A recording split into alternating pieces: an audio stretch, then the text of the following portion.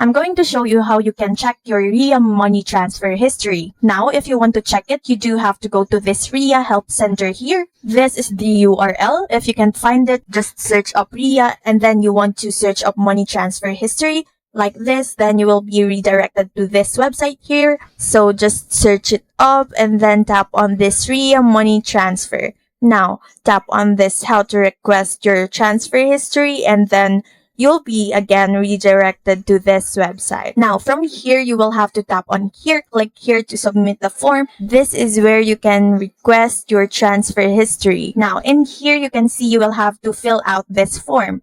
You need to put in your full name, date of birth, email, phone number, your country, your address, your IT document number, your IT document itself, and then if your document is double-sided or not. So if it's yes, you will have to enter in the double side of your document, and then you will have to tap on submit, and then RIA staff will get back to you with your transfer history request form.